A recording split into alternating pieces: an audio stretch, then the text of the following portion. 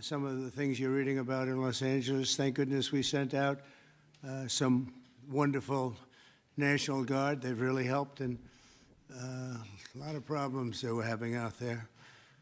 They were afraid to do anything, and we sent out the troops, and they've done a fantastic job. Governor Newsom about this. Well, the biggest change from that statement is we have an incompetent governor. So I talked about governors, but I didn't talk about he's an incompetent governor. Look at the job he's doing in California.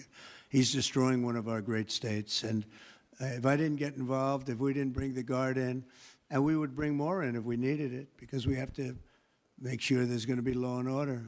You had a disaster happening.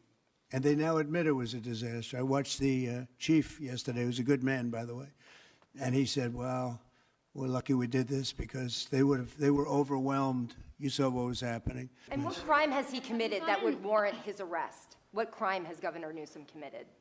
A crime has he committed? Yeah, to warrant his arrest, as you had suggested earlier. I think his primary crime is running for governor because he's done such a bad job. What he's done to that state is like what Biden did to this country.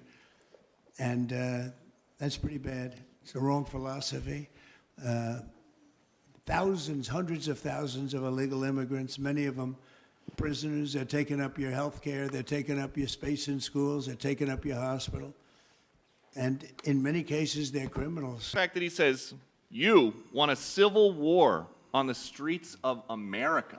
No, it's just the opposite. I don't want a civil war. A civil war would happen if you left it to people like him. And I liked him. You know, I always got along with him. Never had a problem with him. But he's grossly incompetent. Okay. I wouldn't call it quite an insurrection, but it could have led to an insurrection. I mean, that was a lot of harm that was going on last night. I watched it very closely. And it was amazing that the job that the National Guard did. And by the way, the police were working very hard also.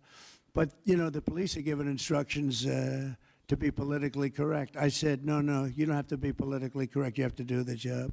Are you going to deploy Marines in California? We'll see what happens. I mean, I think we have it very well under control. I think it would have been a very bad situation. It was heading in the wrong direction. It's now heading in the right direction. And we hope to have the support of Gavin, because Gavin's the big beneficiary as we straighten out his problems.